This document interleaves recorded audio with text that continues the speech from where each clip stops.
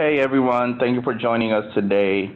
We're just getting started. We're waiting for a few more people to sign on. So the webinar has not started yet, so please give us a couple of minutes. Thank you.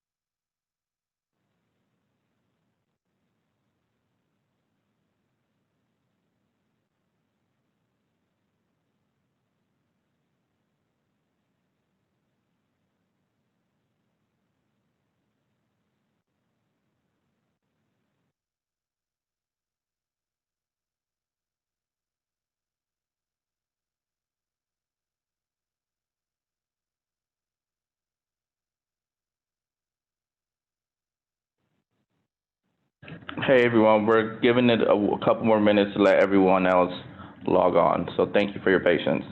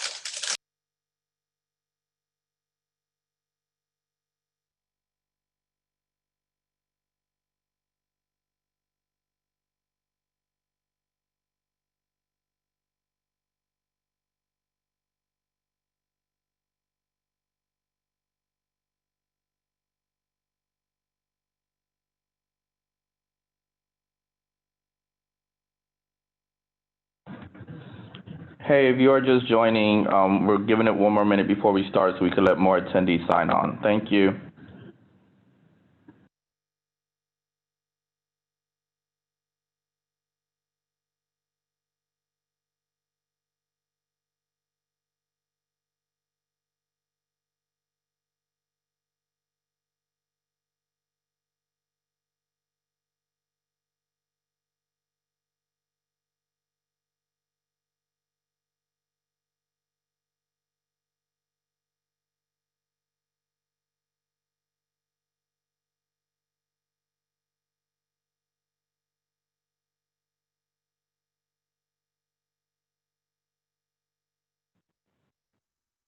All right, great. I guess we go ahead and start. Good afternoon, everyone, or good morning, wherever you're calling from or attending from watching this webinar. Thank you for joining our webinar today for the Complex Homicide Program. Today's webinar is titled Spiritual Sensitivity in Homicide Cases, and will be presented by Janice Harris-Lord along with two co-presenters, and I'll let her introduce them in a second. Before we begin, our Q&A will be at the end, so if you have any questions, feel free to jot them down and ask at the end. We will have some time to ask questions at the end. Just a little introductory about Ms. Janice Harris Lord. She is a clinical social worker who has served victims of crime since 1979. In 1993, she received a U.S. Presidential Award for Outstanding Service on behalf of victims of crime. She is the founder of Trauma Support Services of North Texas and chaired the Victims Committee of the Texas Department of Criminal Justice for 6 years. She currently is in private practice and has consulted on numerous projects for the Office of Victims of Crime and other national and state agencies. In addition to homicide-focused trauma therapy, her interests include resilience in clients and caregivers, ethics and victim services, and the role of spirituality in human services. She is the author of No Time for Goodbyes, Coping with Sorrow, Anger, and Injustice After Tragic Death, now in its 7th edition. She also co-authored Spirituality Sensitive Caregiving, a Multi-Faith Handbook. And without further ado, I will pass it along to Ms. Janice Harris Lord. Everybody, and welcome to the seminar. We are so thrilled to be invited to do this. As Josu mentioned, I've been hanging around the victim services field for nigh on 40 years now. And most of that has been spent with homicide survivors, and just within the last few years, expanded that to suicide survivors as well. We're wanting to know who you are a little bit. So there's going to be a poll coming up. I guess you can see it. I don't think we can see it right now. Oh, there we go. Asking you as a participant how you identify in terms of your faith. Because if some of you are experts in any of the religions other than the three we're representing today, we may lean on you for some information as well. So please respond to that poll. Now I want to introduce my co-partners in this seminar to you today. I'm not going to go through their entire bios because we're getting a bit of a late start, and you'll get to hear plenty from them later. I will just mention that Cantor Sheri Allen has been leading a Jewish congregation for 10 years. She is a hospital and hospice chaplain. She has many kinds of outreach that relate to us in victim services, including being a very strong advocate in the LGBTQ community. Dina Malki is a writer, consultant, speaker, all kinds of things on the Islam faith. And we are, I think I'll just stop there for now. Let's go on to that next slide because I want to tell you, oh, forgot, y'all read that really fast. Next slide. All right, I want to tell you how we came to know one another because I think this can be instructive in your own communities a little bit. We have a really awesome organization here in the Dallas-Fort Worth area of Texas called Daughters of Abraham. That meaning women who are of the Jewish, Christian, and Muslim faiths, all three with roots back to Father Abraham in the Torah. We meet together. We have 5 different groups of 50 women or so meeting once a month, just sharing our own personal experiences and learning so much about one another's faith. And in the process, growing from tolerance to genuine respect to, over the months and years, genuinely loving each other as sisters. If you want to know more about that, you can shoot an email to Josu or somebody, and I can guide you through our website. I think every town ought to have a group like this. So now let me introduce my other 2 colleagues. I'm going to have you guys lean in just because I want you to see what we look like. None of us are as beautiful as those pictures on the marketing for sure. But these are my friends, Dina over here, Sheri over here, and they are going to be presenting to you separately in just a little bit because it is important when somebody's speaking about Judaism that they be Jewish, or if they're Islam, being Muslim. So that will be during the second little piece. The first part of the seminar, I'm going to talk with you a little bit about general spiritual sensitivity, and I'll tell you how this all came about. Someone from your group in this magnificent program that you're about had asked Joe Sue to find somebody that's worked with homicide survivors a lot to ask a question: what do we do about children who come to us with faith questions as victim advocates? So he gave me a shout, and I said, well, I can answer that real quickly, and I'm going to here in just a little bit. But I sure can't talk about that for a 3-hour seminar. So let's expand it to speak more broadly about spirituality, sensitivity in victim services, particularly as it relates to your project. Hey, Janice, can Yes. you get closer to the mic? Some words are cutting up. Okay. I can and I will. Is that any better? Yes, thank you. All right. Well, I'll try to crank it up a little bit. So I do want to begin by letting you know what the spiritual affiliation scene looks like in the United States. And this is brand new data from both Gallup and what used to be Gallup and now the Pew Foundation in all 50 states. So let's start first at the bottom, and you will see that 70% of the people who live in the United States identify as Christians. Now, that's down a lot. Just 2 years ago, that was 78%. So religion as such is getting less and less popular in the United States. You can look up above and see the breakdown of all those. Let's go ahead to the next slide. Now, of faiths that are not Christian, we have really few. People worry about the influence of all these foreign religions in the United States. Well, I got to tell you, there's not very many. Judaism is the largest, but you will see contrasted with that 70% Christian, it's just 1.9%. Islam is just a little bit less, and then Buddhism and Hinduism even lesser than that. Next slide. There we go. Now here's where the growth is coming.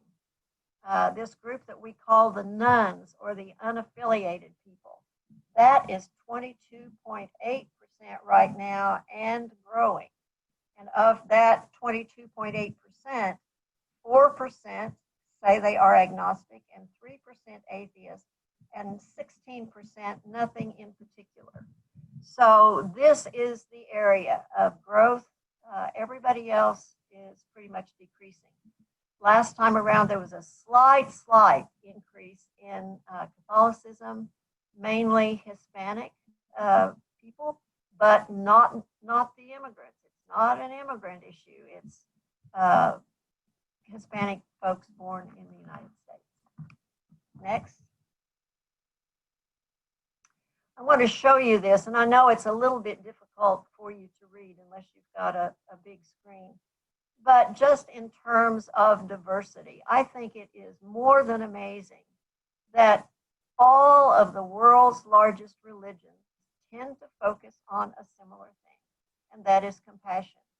Some form of loving God and loving your neighbor. It's just the same all the way around. I was going to read you a few of these. I'll read you just a few because it looks to me like, at least on my screen, you can read that a little bit. But here are just the three we're talking about today, and listen to how similar they are. Judaism, which is where the one God thing started. What is hateful to you, do not do to your fellow man. This is the entire law. All the rest is commentary. Then the next major one to form was Christianity. So in everything, do unto others what you would have them do to you, for this sums up the law and the prophets. Islam, which came next, no one of you is a believer until he desires for his brother that which he desires for himself. So there is, certainly we've learned this in Daughters of Abraham, so very much more similarity than there is diversity. Next slide. Just wanted you to take a peek at our buddy, the Dalai Lama, Tibetan Buddhist, probably the most brilliant man in the world. He's written book after book about all the religions and their similarity. It says, if you want others to be happy, practice compassion. If you want to be happy, practice compassion. So again, just pointing out that all the religions are really quite similar. They don't deny their differences, but it's lovely to notice how similar they really are. All right, let's switch just a little bit and topic-wise and go to the next one. This is really, really, really, really important in the work we do. And we are moving towards homicide, by the way. We're just starting with some introductory pieces first. Years ago, we started talking about cultural competence, and everybody felt inadequate, and they should, because no one really feels culturally competent, not even at their own culture, or not even with their own religion. So I think this is a great definition, and if we forget anything else about today, I think this is probably the most important part. So what is cultural and spiritual humility, which is our goal? A humble and respectful attitude toward individuals of other cultures and their faith that pushes us to challenge our own biases, to realize we cannot possibly know everything about other cultures and faiths, and approaches learning about other cultures and faiths as a lifelong goal and process. So that humble and respectful attitude has to be the takeaway from this seminar as we look at various faith perspectives, and certainly about homicide as well. All right, next slide. So a few questions, and I guess there's a next little piece on there. We've got animation on, so can you push the next? There we go. First question we want to talk about is, can I talk with my clients about spiritual things? Yes, you can, but very carefully. And we're going to go into a little more detail about that right now. The point is, if you are receiving government funding, they have to bring it up, not you. And it's all about theirs, and it's nothing about yours. We'll elaborate now in just a minute. Let me just ask you, you don't have to type this in or anything, but I just wonder if you'll think for a second, what is the First Amendment to the Constitution about? I'm not going to give you very much because we're trying to catch up on time here. But it is basically about 6 basic freedoms, and one of those is freedom of religion. So let's take a look at the next slide. Okay, and next. So yes, that's what we just said. One of those guarantees is religious freedom. Next. So here is that language. Congress shall make no law respecting an establishment of religion or prohibiting the free exercise thereof. So, my friends, we are never going to be a Christian nation. We can say 70% of the people who live in the United States say they are Christian. We can certainly say that.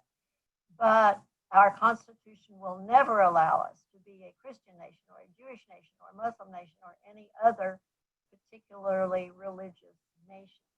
The other piece of that, nor will free exercise of religion ever be denied anyone, or should it never be denied.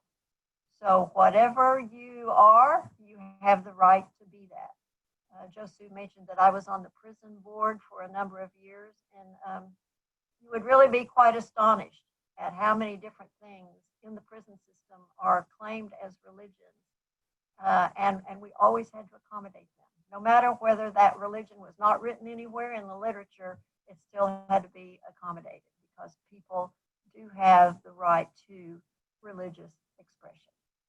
Next one. But we also live and work in agencies that have policies and procedures, and we have to abide by those or get fired. So you have to pay attention to that. Sometimes if you find that the policies and guidelines are in constitutional violations, you can certainly fuss about it and point it out. And sometimes you have to make an ethical decision about whether you're going to abide by the ethics or abide by the policies if you can't get them changed. Next. And for those of you who are professionals, psychologists, social workers, so forth, you do have a code of ethics for your profession, and you have to pay attention to those as well. So you can get into very clear ethical dilemmas on these kinds of subjects. Next. Let's look at the separation rulings about the First Amendment that have come down through the years. And I'm pointing this out because if you are receiving federal or state funding, if you are working on a VOCA grant, I'm assuming this project is probably receiving government funding or we wouldn't be doing this today. That means you do have to pay attention to these things. So those separation rulings that have come down include these. Next. You cannot promote one religion or faith over another. Next. You cannot promote a religiously based life over a secularly based life. And next, you cannot promote a secularly based life over a religiously based life either, if you are receiving government funding and if you are not a chaplain. So Chaplain Sheri over here has a few different rules than most of us who are working secularly. All right, next.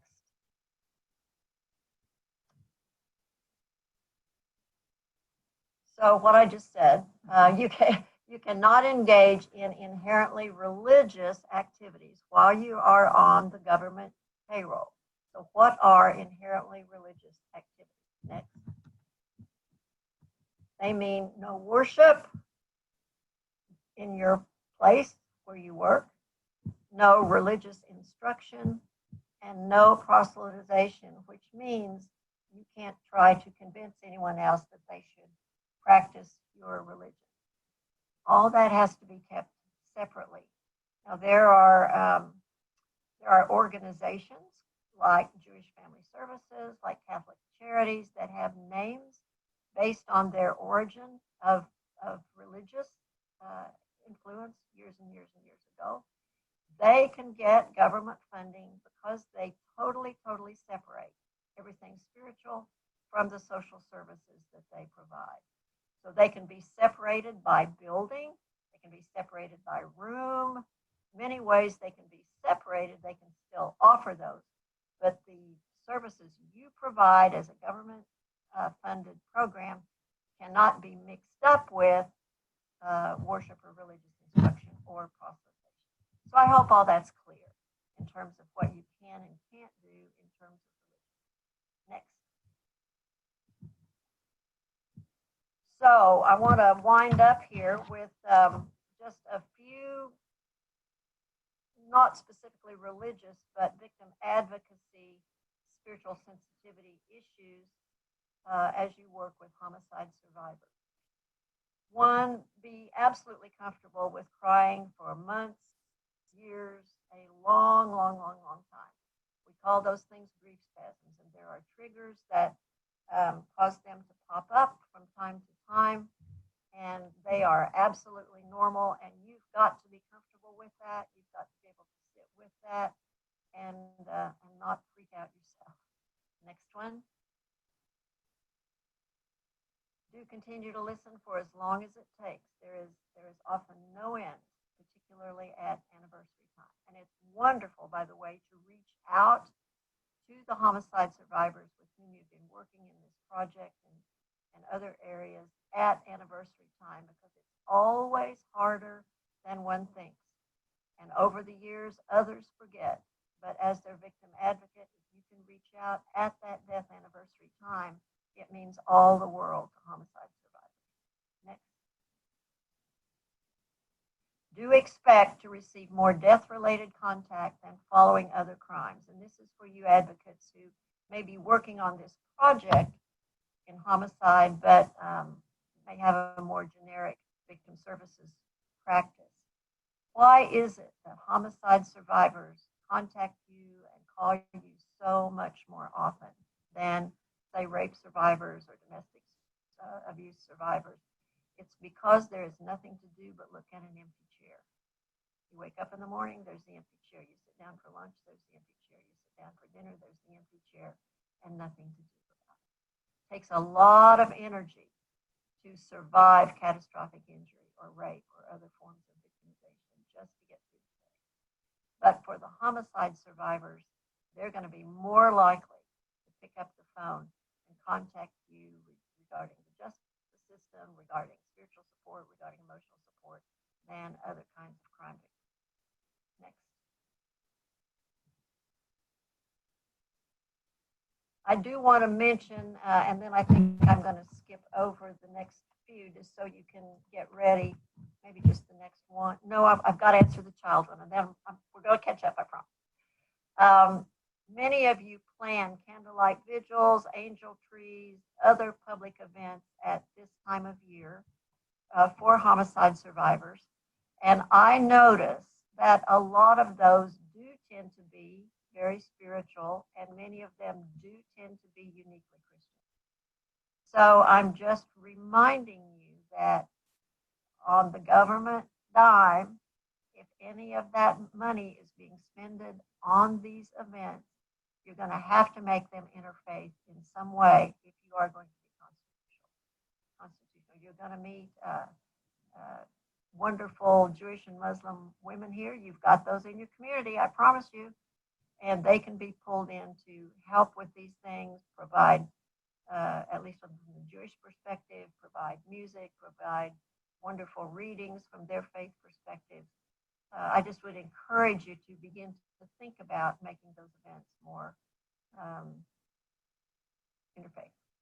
All right, next one.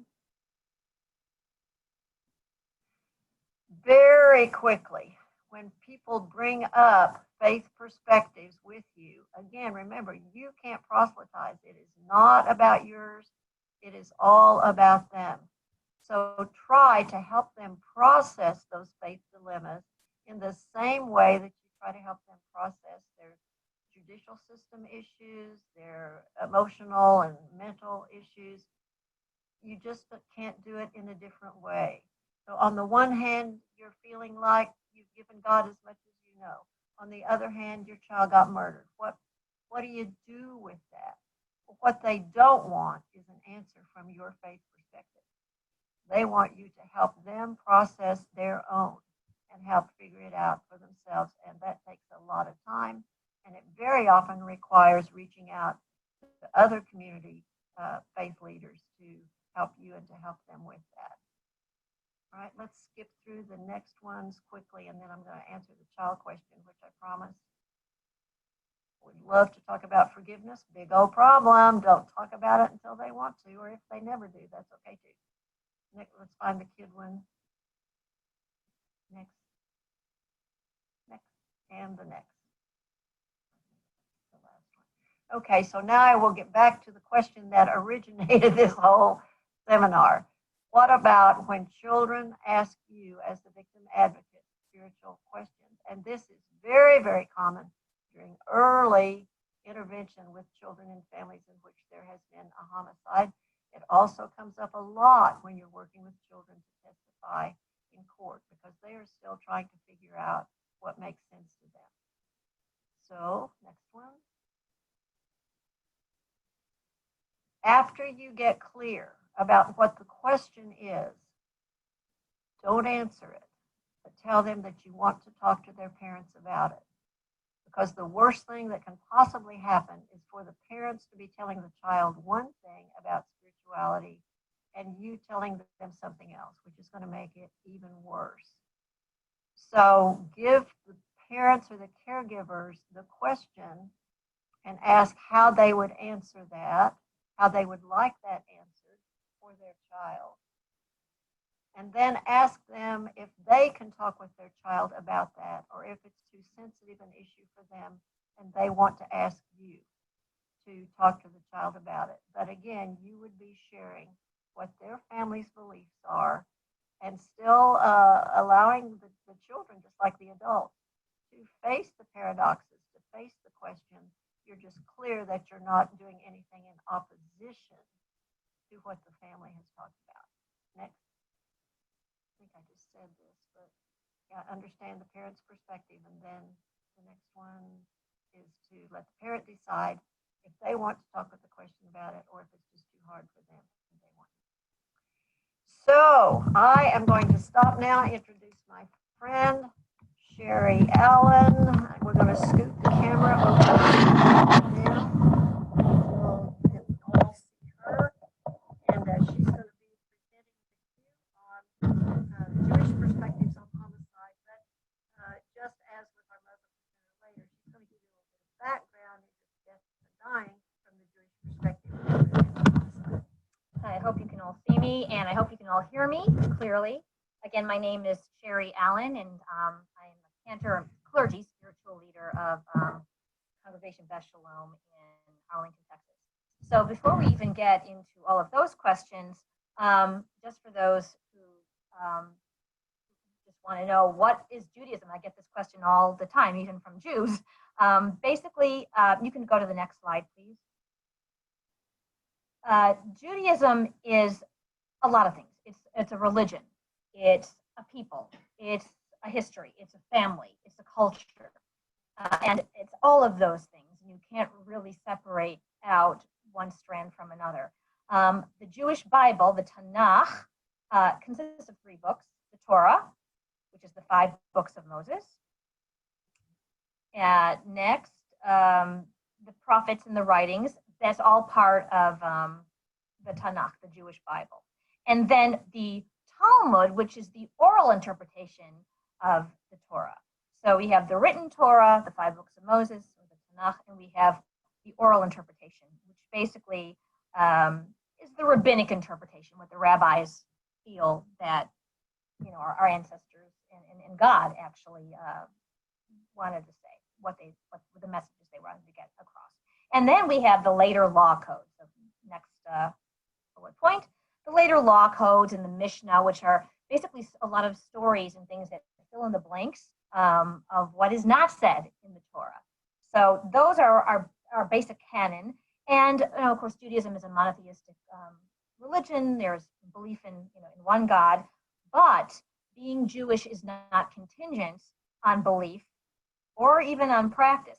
Halachically, or according to Jewish law, the only requirement to be Jewish is to be born of a Jewish mother. Now that's a whole other conversation, because the Reform movement, which I'll explain in a minute, says no, it could be mother or father.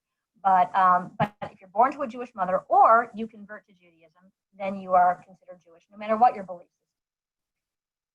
is. Major holidays in our religion, there's a lot of them. We had only 1 month, and actually we're in it right now, where there are no Jewish holidays. We don't have a slide about this, but I thought it was important for you to just kind of have it in the back of your head. Rosh Hashanah, the Jewish New Year, which we just celebrated a few months ago, followed 10 days later by Yom Kippur, the Day of Atonement.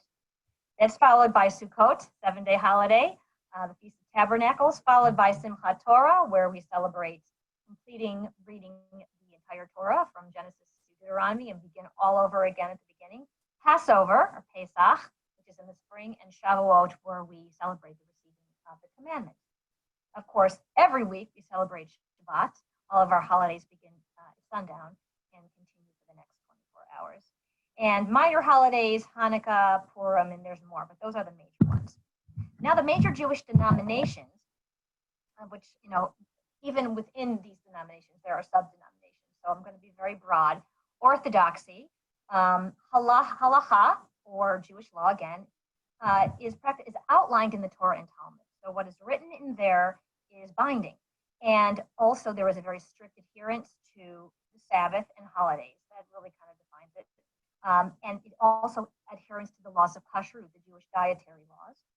There's modesty in dress and appearance, and the rabbi or spiritual leader is regarded as the religious authority and consulted for major life decisions. So you might see a rabbi present when you are going to advocate as well for conservative Jews. Halacha, or Jewish law, is binding, but it's open to interpretation that reflects really the changing world that we live in modernity. Again, sort of the important bullet points here are observance of Shabbat, the day of rest, holidays, which I just mentioned, and kashrut, the Jewish dietary laws, are mandated. Doesn't mean that all conservative Jews follow them, but of course they certainly want their leaders to. And reframing halacha, or Jewish law, is done through the Jewish Committee on Law and Standards. So the Jewish Committee on Law and Standards. So again, if law is going to be not changed really, but reinterpreted, it has to go through this process. Many congregations in the conservative movement are egalitarian, meaning they support ritual equality. Reconstructionism, on the next point there, was sort of a break off from conservatism, and their view of God is more a little more esoteric. God is part of nature. God is all around us. There are different kind of little theological sort of interpretations, but basically it is a movement. It has become a movement unto itself. It started in the conservative world.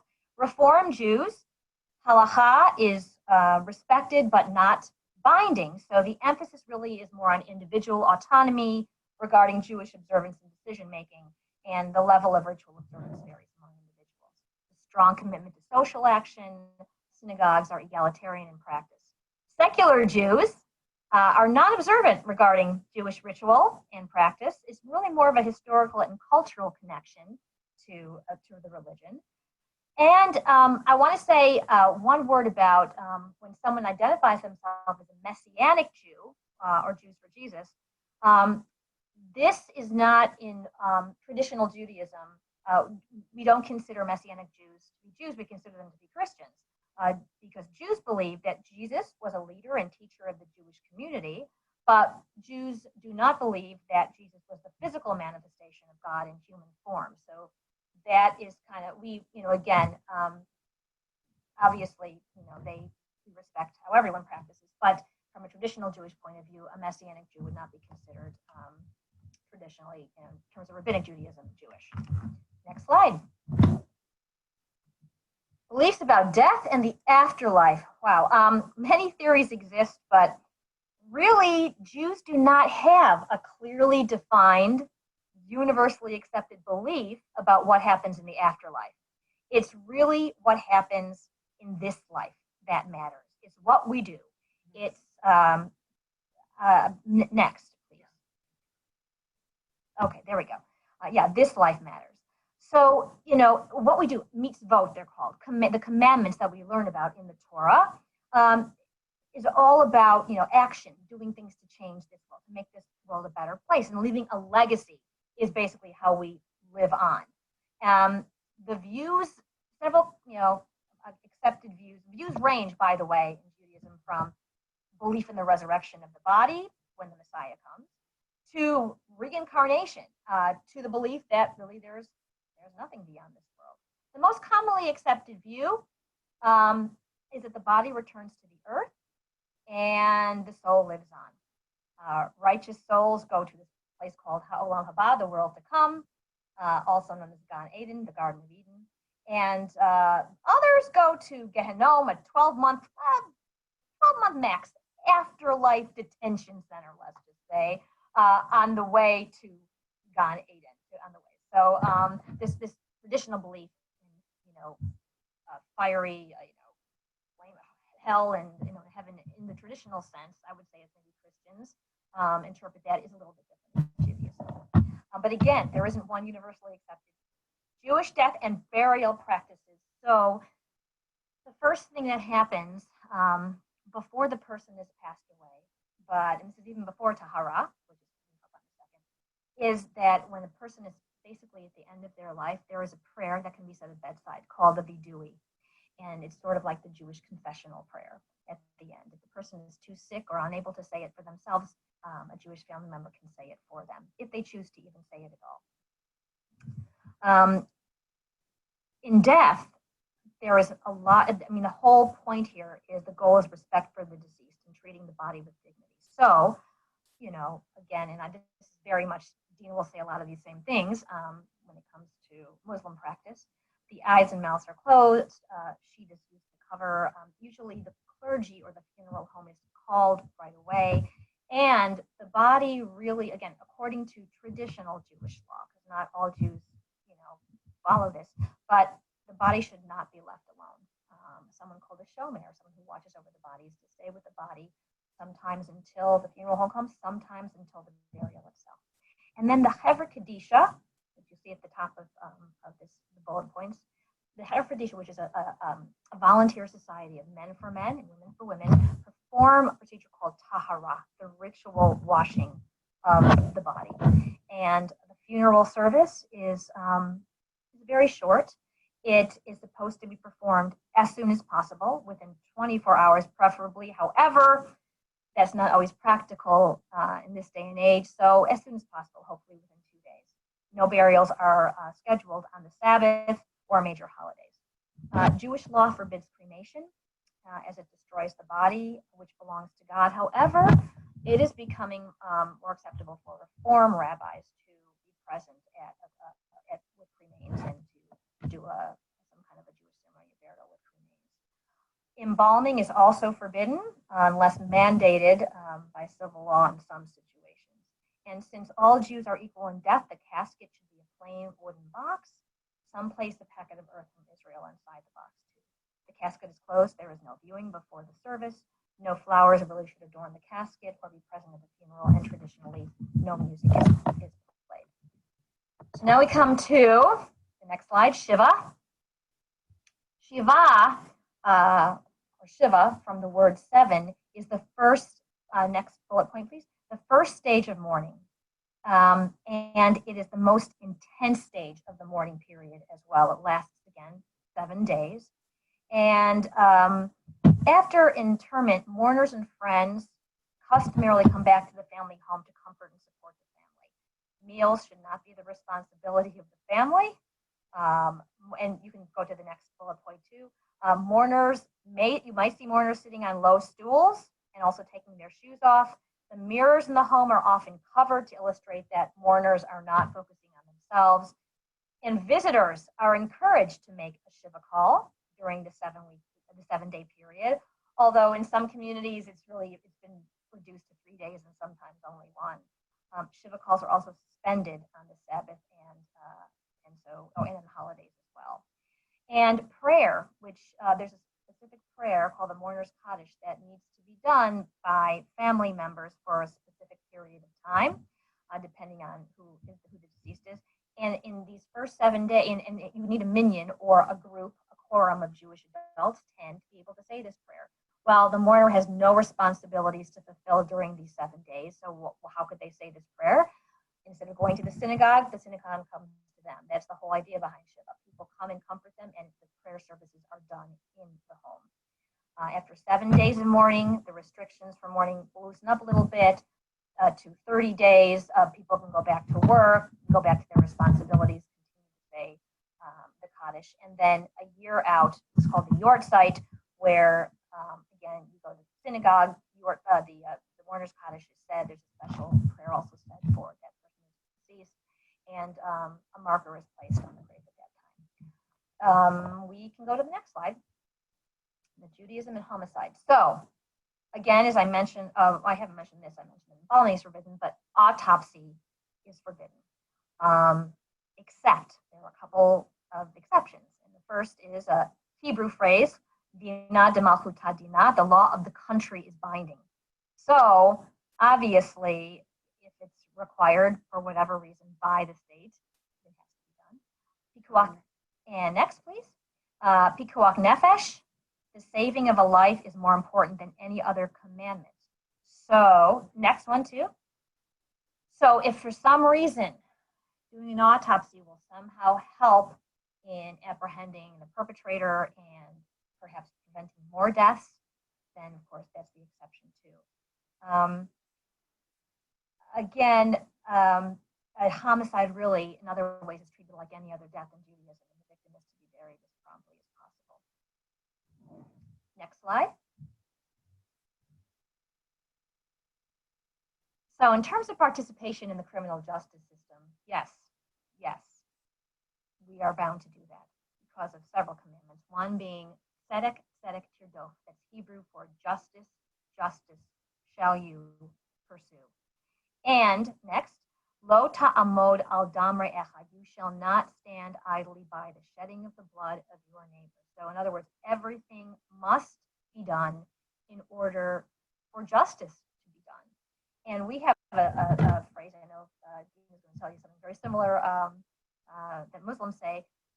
This is from the Talmud: whoever saves a life, it's as if they have saved the whole world. And whoever takes a life, it is as if they have destroyed the whole world. So again, when the deceased victim is a victim of homicide, all efforts must be made to bring that perpetrator to justice and to prevent further homicides. In terms of recommendations for you as advocates,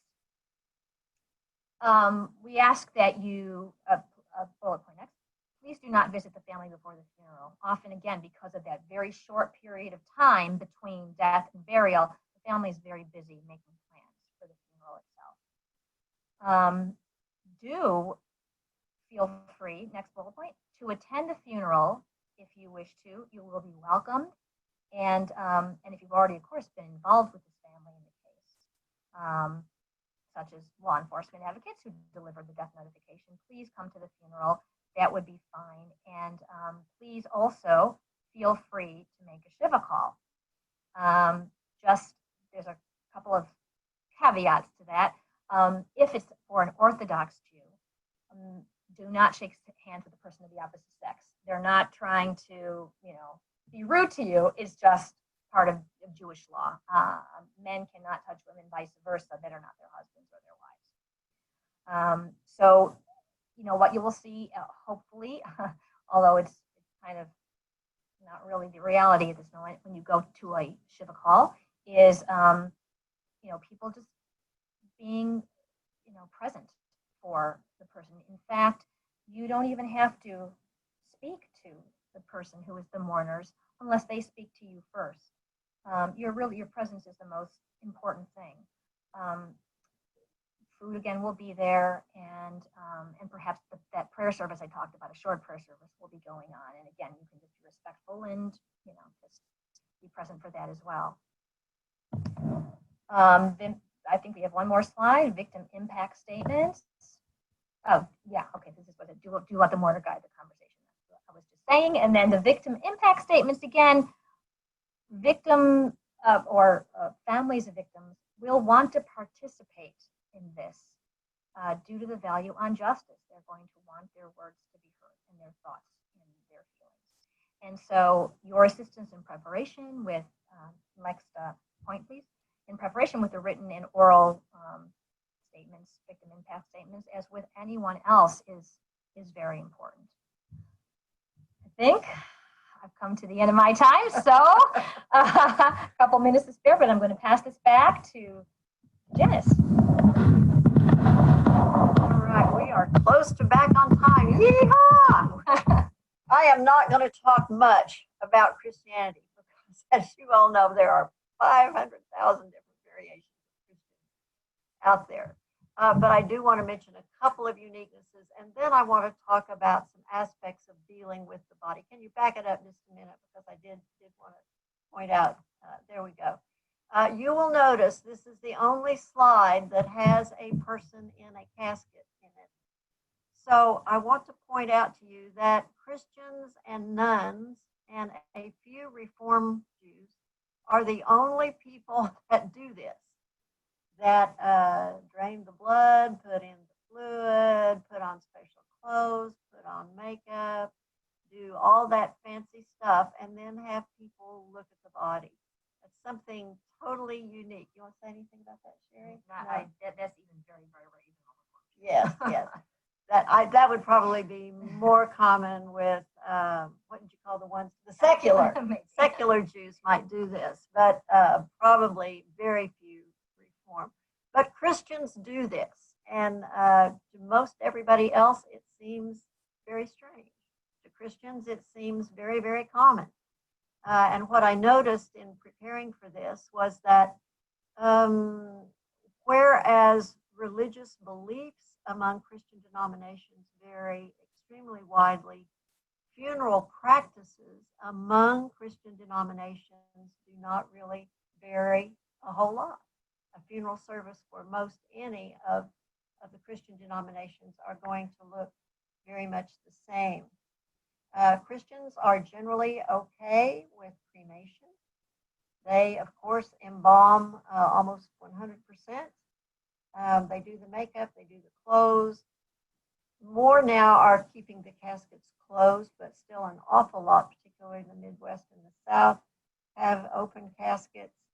Liners, vaults, all kinds of things down there to actually prevent the body from going back to the earth, which is a very significant thing and an important thing for Jews and Muslims, that the body return back to the earth as quickly as possible. So that, believe it or not, since probably most of you on this webinar are either Christians or nuns, this seems extremely common to you, but worldwide it's extremely uncommon to do all that. I will mention in terms of denominations, Greek Orthodox is the only one I could find that was clearly opposed to cremation for the same reasons that the Jews and the Muslims believe it needs. Not doing that honors the body and sends it back to the earth as quickly as it can. Jehovah's Witnesses also do not participate in any kind of political activity, and they may therefore be very reluctant to involve themselves in the judicial system. So as an advocate, you may try to do some education there in terms of the difference between political activity and willingly participating in the criminal justice system. The Amish also tend to avoid any of that, staying separate as much as they can. Mennonites, a branch of the Amish, are somewhat similar, but much, much more justice oriented. They are really the key founders of the restorative justice movement, along with Native Americans. So that's very, very big. If any of you want to read more about that, read Howard Zer's book. Very wonderful, wonderful Mennonite victim advocate who has done a great deal of work in restorative justice. All right, let's look at the next one. Regardless of faith perspective, in terms of denominations now, I'm not talking about the other faiths, many homicide survivors, once they have learned that their loved one has been murdered, killed in a drunk driving crash, whatever, want to get access to their loved one as soon as possible. There seems to be a real drivenness to get to the place, to get to the body of the loved one. And those of you in law enforcement know how much resistance you have to deal with in terms of people. My experience has been particularly mothers are just desperate to be able to touch and hold their child's body. In years past, people were literally knocked down and put in a police car and said you can't do it. But a good advocate will explain why the crime scene needs to be maintained, why a little bit of waiting is required, but then if and only if the investigators allow, and sometimes they do in a very kind and compassionate way, allow the families access to the body there at the scene before it's taken away to the medical examiner's office. This is a place where advocates can be really, really helpful in compassion around that arena. Real important part. Also in your ongoing work with families, it's real important to ask, how did you find out and what happened then? Because every family in which there's been a homicide has a story to tell. If, in fact, access is going to be given, just that last piece was the advocate should look at the body first so that the advocate can describe to the family member wanting to see exactly what they are going to see so that the family member can either be back a ways and look, little by little move up closer and look, but they're informed every step of the way as to what they are going to see if they decide they want to see it. Most hospitals, if the body has gotten to the hospital, do allow access. Quite a few medical examiners' offices now allow access to the body while they are there. And nearly all funeral homes will, even if there's not going to be a public viewing, they will often allow the family to touch at least a hand or a foot or whatever is important for them to do. And again, the advocate can be a really strong advocate for the family in that regard. Next. Just a note about seeing photos afterwards. Same thing. After the case is over and we're out of the criminal justice system, if family members do decide they want to see photos, you can advocate for that and help them obtain that opportunity. Step by step, looking first. Okay, I think maybe is there one more thing? No. Next. Okay, and I will just mention here what I mentioned earlier in terms of the holiday events. When it comes to sentencing, family members need to say, both orally and in their impact statements, what they really want to say. And please be very, very, very careful as you deal with families with forgiveness. Some will really, really want to, and that can mess up a criminal case pretty badly. So just realize that you tread very carefully on those issues to assure that everyone's needs are met. All right, I'm going to push this now over to Dina Malki, who will spend the next chunk of time helping you understand how Muslims feel about homicide, with an introduction first of general. Yeah. Hi, everyone.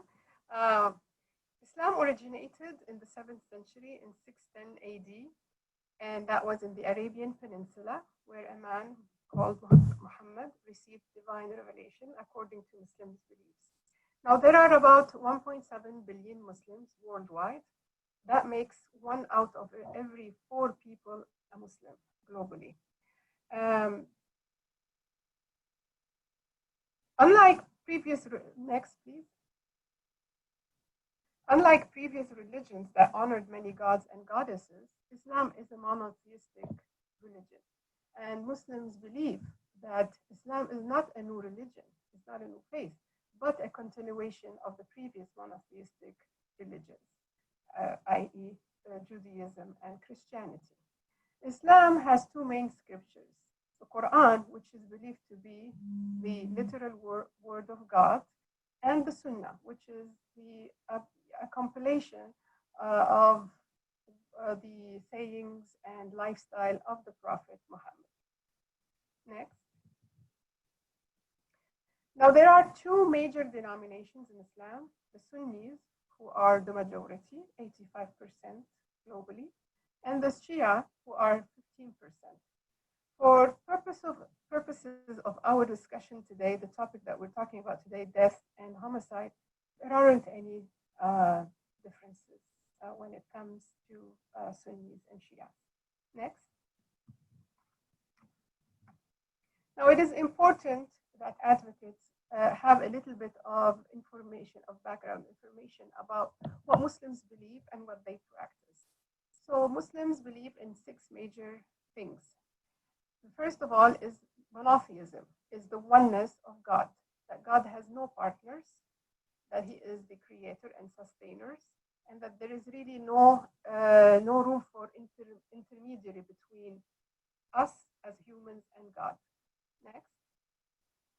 We also believe, Muslims believe, that Muhammad was a messenger, as well as most of the biblical prophets that came before him, including Jesus, Moses, and Abraham. So for Muslims, Jesus was another prophet, a very prominent prophet. Next. The divine scriptures. Muslims believe that God has sent actually major divine scriptures, which total 5, starting with the scrolls of Abraham, Psalms of David, the Torah, the Gospel, and finally the Quran. And Muslims believe that the Quran is the last divine revelation, meaning that there is no prophethood after the prophethood of Muhammad.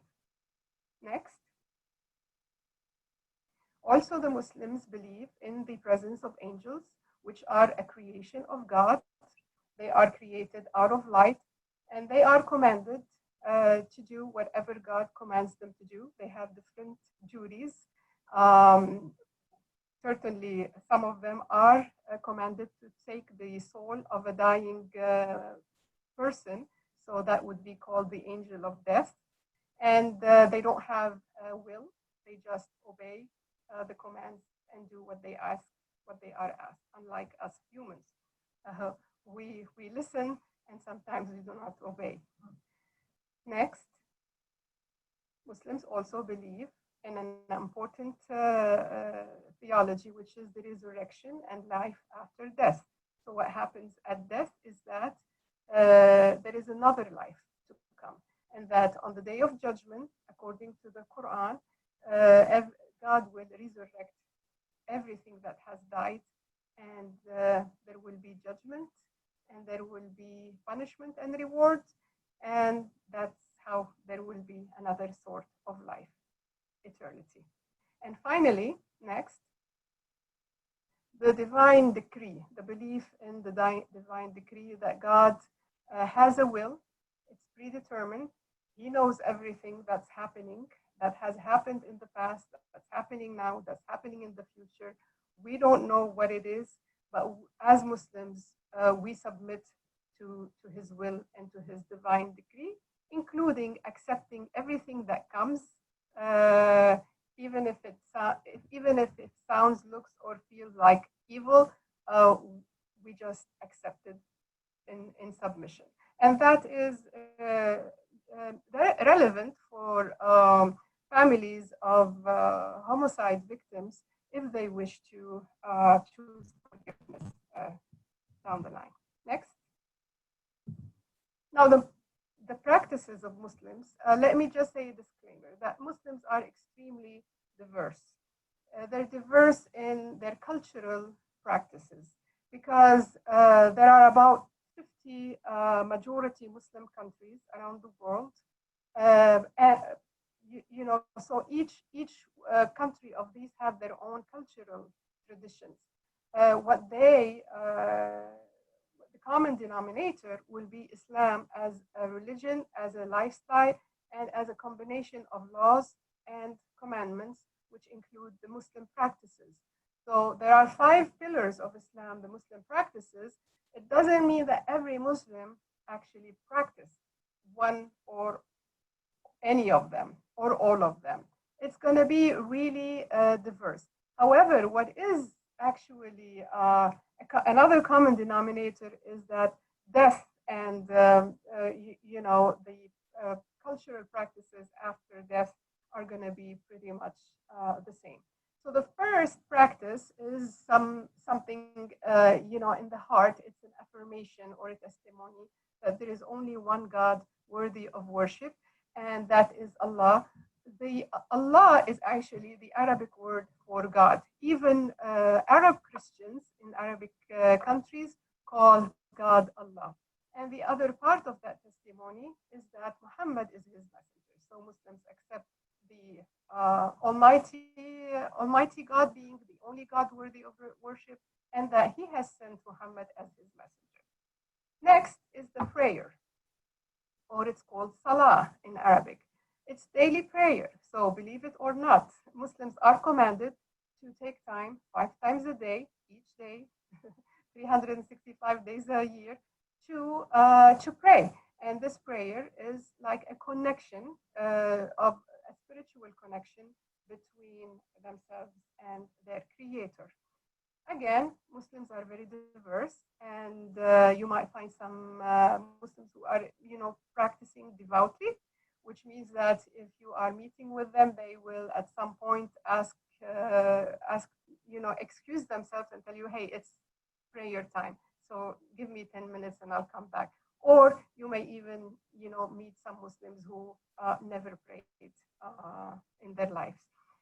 The next one is the fasting of Ramadan, which is called Saum or Siyam in Arabic. And Ramadan is a lunar month in a lunar calendar that Muslims follow.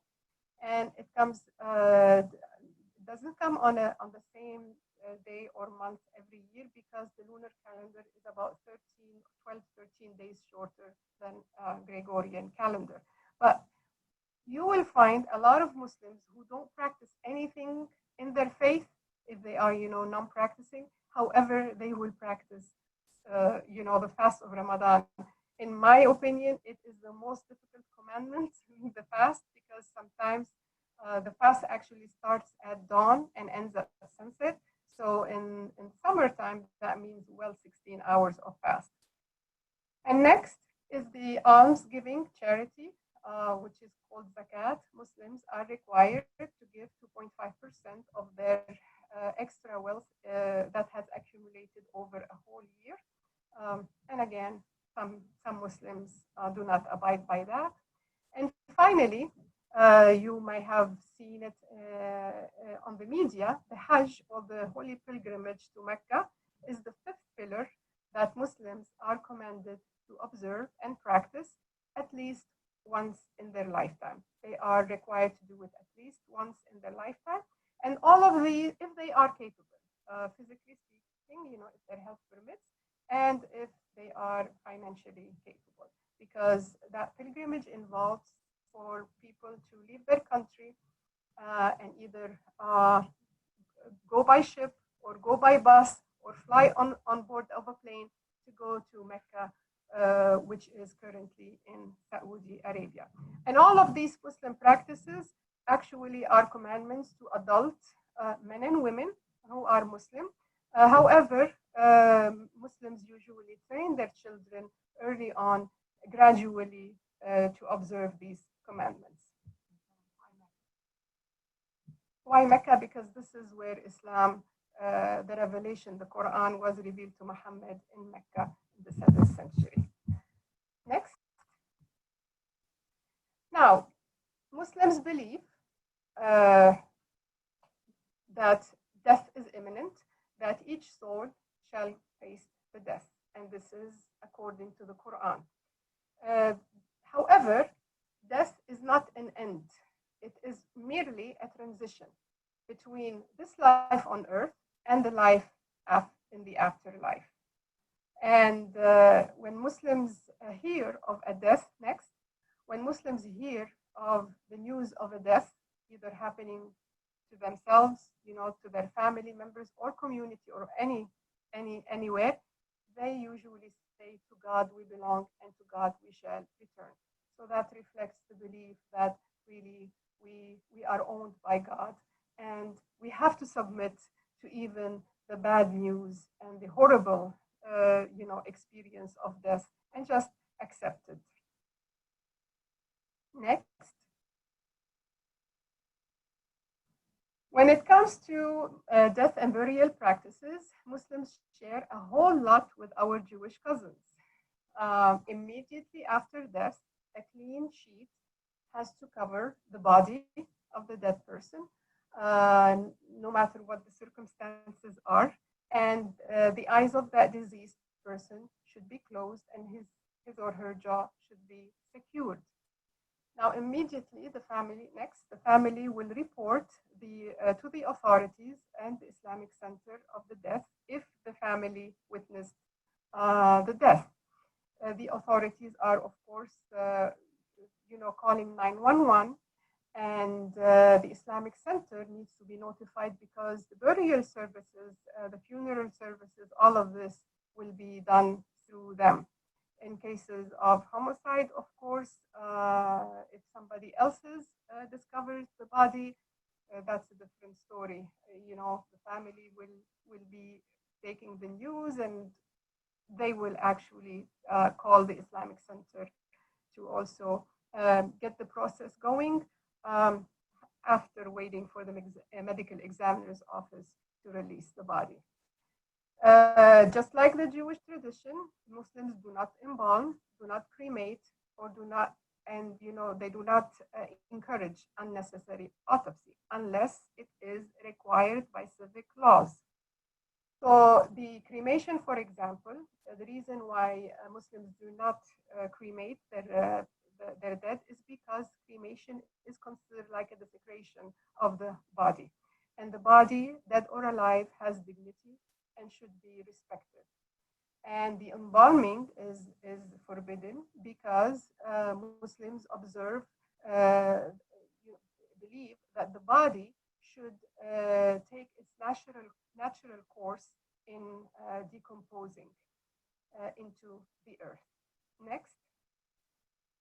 Also, like the Jewish tradition, the body is ritually washed, and we'll talk about this later.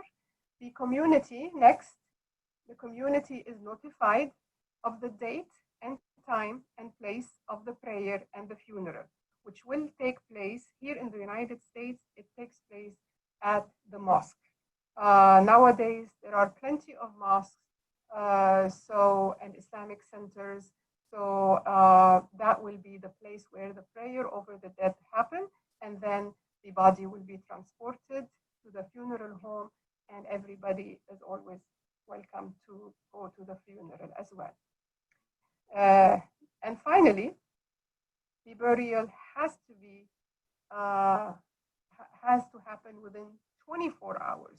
So it is very common for Muslim practices that if the death happens last night, for example, today afternoon it'll be all over with, buried and to the funeral and all of that.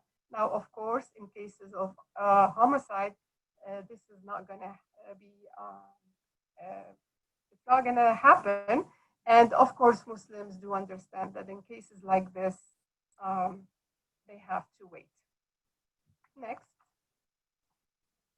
Now, washing the dead. Why wash? Wash because to remove extra fluids from the body.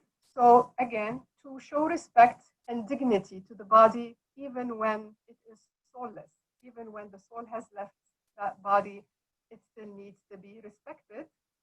Next, to prepare it for the funeral prayer.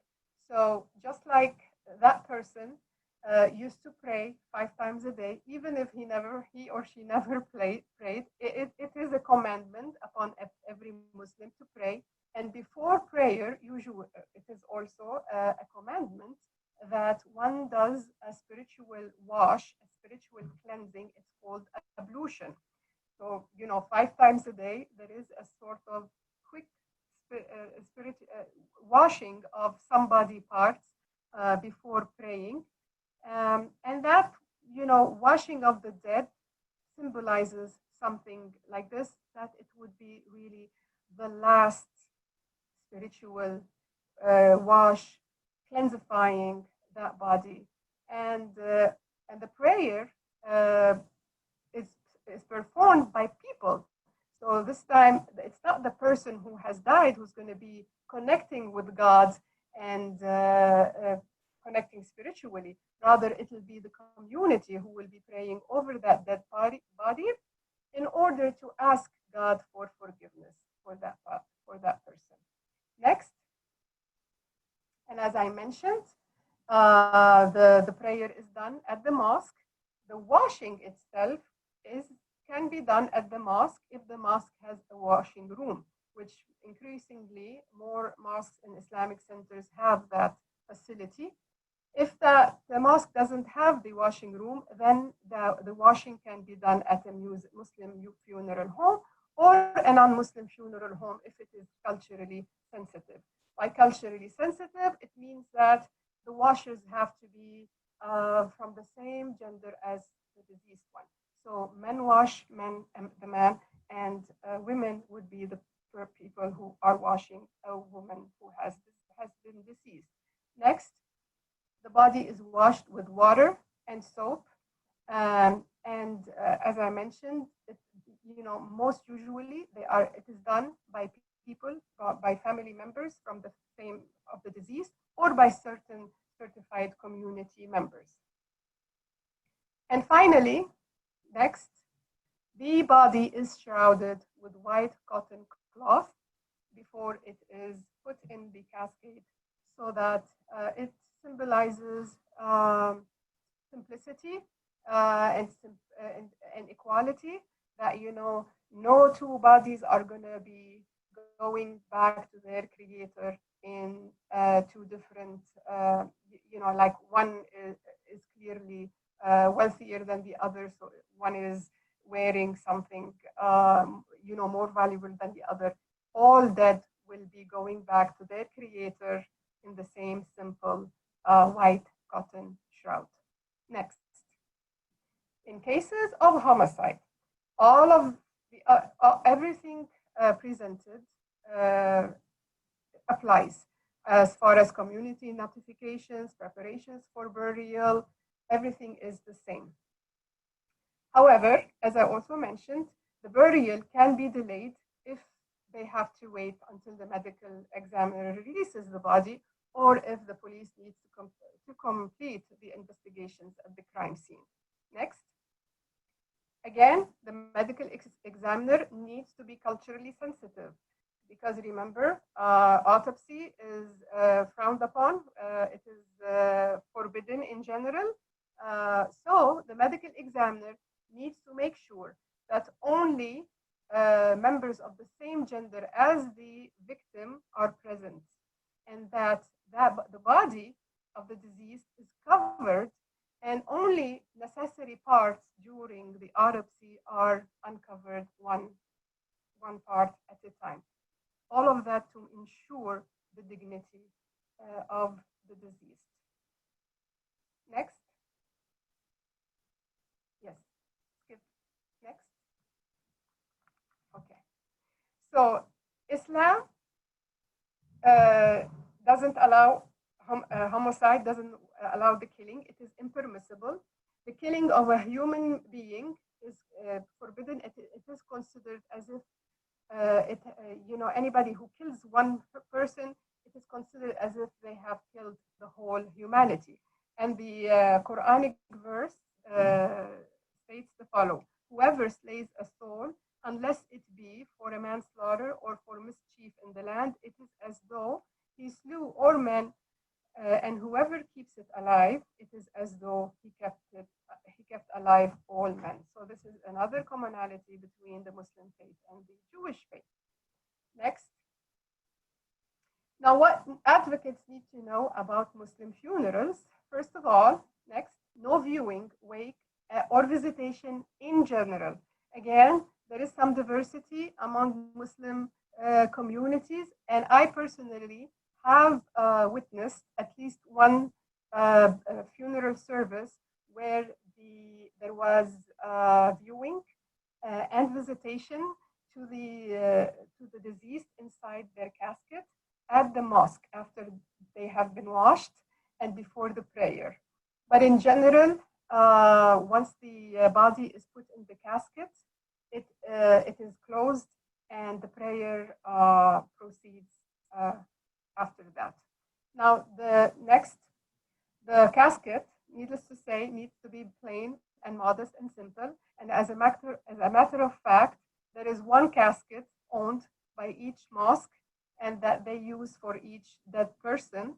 After they use it, they clean it, wash it, and bring it back to the mosque, because the casket doesn't go into the earth with the body. Muslims bury their dead right into the earth. However, here in Texas, because of some civic laws, my understanding is that they put sometimes they put concrete over the body and around it, or in other cases they put some wood blocks around it. But the casket goes back to the. Notice the picture. Yeah. This picture is, of course, in Muslim countries where the body is laid in its shroud inside the earth. Next, for Muslims, no flowers. It is not a practice to send flowers during the funerals, only during weddings. Cell phones, of course, and cameras are not allowed in order to respect the mourning family. And definitely no loud outbursts like crying or shrieking. Only soft crying is acceptable. Crying is, of course, human nature, and it is allowed. However, one should not be exaggerating it. Now, next, everybody is welcome. If you're an advocate who is dealing with a case in homicide with a Muslim family, you are welcome to attend the prayer and the funeral, even if you are non-Muslim. However, it is recommended that in order to be culturally humble, that you would be modestly dressed. Now, children usually people don't bring them to the funerals. There is nothing religious against it, but because they of control and distract the grieving process, they are usually not brought in. Now, if you attend the funeral prayer at the mosque, make sure that you are to be prepared that you are going to be removing your shoes before entering the prayer room, not the mosque. If you enter the mosque, you don't have to remove your shoes. However, if you enter the prayer room inside the mosque, you need to be removing your shoes like everybody else. For women, you need to be culturally humble by wearing covering your hair with a scarf, and of course modest clothing in general. Next,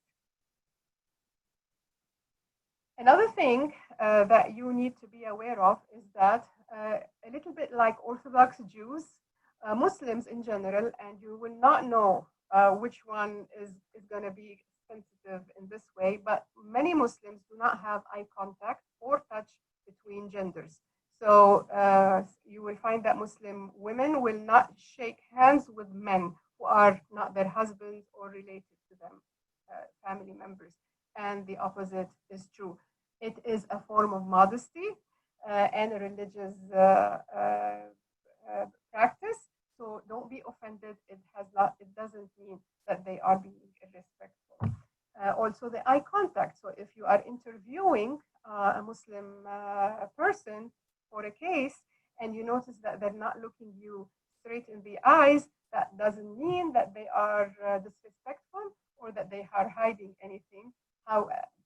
It's because of their cultural sensitivities, that because of that religious commandment to be humble and modest, when interacting with another sex.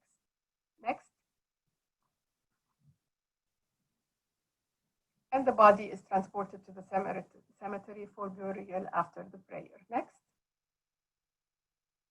So what do you do after the funeral? There is a reception, usually held either at the mosque or Islamic center or at the family's home. You will be able to know where it is through the announcement that goes out. Next. The advocates, by all means, may now offer support to the family members and visit them either at the Islamic center or at their own home. Next, you need to be aware that men and women, because of modesty reasons, may be separated. So if you are a female going with your male coworker and you go into that Muslim home, maybe you might be separated and each of you taken to a different room. And then next, usually there is a meal that is offered. So if somebody invites you to eat while at the Muslim home, go ahead and participate if you like. And finally, the condolences generally are offered for the first 3 days after the funeral. Next, I want to go over a very important issue that is increasingly happening. Next. More increasingly, some Muslims are marrying outside their faith. Next. And then some children of non-Muslim families are converting into Islam. In cases of death, sometimes the family might dispute over the body of that Muslim person. If it was a spouse, she may not want him to be buried, might want them be buried in a Muslim way. Or if it's the non-Muslim parents, they may actually refuse to state that that person, their child, has actually converted to Islam. So next, what happens will be that the Muslim side of that family or the Muslim advocates or the Muslim community members will fight to the right to manage the body and have it receive a Muslim funeral. Next.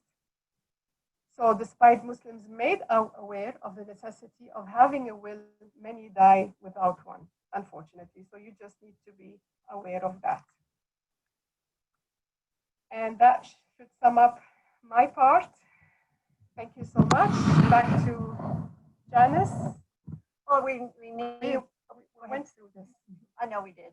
I wanted this one to come back at the end because I think of all the things that you have heard today, and I assume you have learned some things that you didn't know. At least I hope so. What is the biggest takeaway in dealing with spirituality issues following homicide?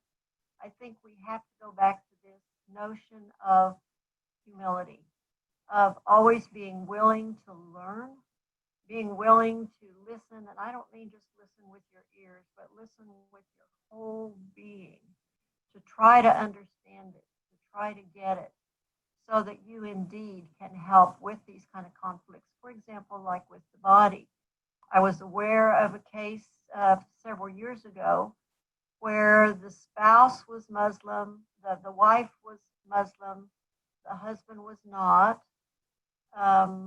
The Muslim community wanted access to her body after she was murdered, got access to the body, and of course he was there, but to him, not having known what Muslims do in terms of bodies, he was absolutely horrified at the same casket, taking to the funeral home, taking it out of the casket, putting it straight in the body. Whereas if an advocate in that case had known that this was common Muslim practice and why they do it that way, that Muslims understand that putting it straight in the dirt, in the white cloth, is very, very sacred. It is closer earth to earth. It is a way of respecting the body in a way very unlike what happens to most Christians and non-believers in the aftermath of a death. So I think as an advocate, we can be so much more powerful by being educated by some of the things you've learned today, but especially, I'm going to say, get out there and know some people of faith other than your own. There was a brand new Pew Foundation poll came out just 2 days ago, pointing out some really fabulous research that people who get educated about a different religion, but especially people who get to know someone of a different religion, are much, much, much more tolerant of people of that faith than if they don't know someone of that faith. So that's your homework for today. I think do we have one last slide there? Do we have a Maya Angelou slide, I think? There we go. So this just applies to everything we have said today. She says, I've learned that people will forget what you said, people will forget what you did, but people will never forget how you made them feel. And when you make them feel that you are very humbled by their presence, you are willing to learn, and you support and respect their belief, no matter what it is, you've done a very, very good thing. So, do we have any questions? I think we're about out of time, but if we have any questions, we'll try to answer them. Thank you, Janice, for everything, and Sheri and Dina as well. I know we have a few minutes left, but if anyone has any questions, there's a Q&A box at the bottom or on the side, I believe. Please feel free to send them now, and we can take a few minutes to answer them while we have Janice, Sheri, and Dina still on. I might, while you're getting questions, I might tell you a story, just kind of a personal story. Because of my association with not only these two women, but a lot of the women in Daughters of Abraham over the years, when my husband died a couple of years ago, I decided that I wanted to be the one to wash his body. I had never known that such a thing was possible until I got to know my Jewish and Muslim friends. So I was in the bed with him when he died, and we were in hospice, but we'd only been there 30 minutes. How that goes. So I asked the hospice nurse if I could be the one to wash him and get him prepared to go to the funeral home. We did send him to the funeral home and got embalmed, and we had a traditional Christian funeral. But well, I'll be chronological. But anyway, she said yes. So she said, "Let me go get the soap and the stuff." So I washed him from the top of his head to the tips of his toes, and we washed his hair, and we combed it right, and got him all fixed up and wrapped up. I said, "Let's get a clean white sheet." So we got him wrapped, actually before the white sheet. You'll get a kick out of this, actually. I said, don't you think we should put some lotion on him a little bit? He said, well, yeah, if I should. Let me go see if I can find some. So the hospice nurse came back and she said, I did find a bottle of Victoria's Secret lotion in my purse. I said, that's all right. Let's just slap it all over him. So we got him all softened up. And I will say that, I don't want to cry here, but that was one of the most meaningful things in my life, to be able to do that for him as the last thing that I could do. And I would never have in a million years thought about the possibility of doing that had it not been from learning about that from my Jewish and Muslim friends. So I hope you like that story. Thank you for sharing that, Janice. Looks like we have no questions. But if anyone has any questions after this webinar, feel free to email me, and I could forward it towards Janice as well. So I want to thank you all for joining this webinar today. We will send a recording out tomorrow, and please fill out the survey at the end when you log out. Thank you, and thank you, everyone.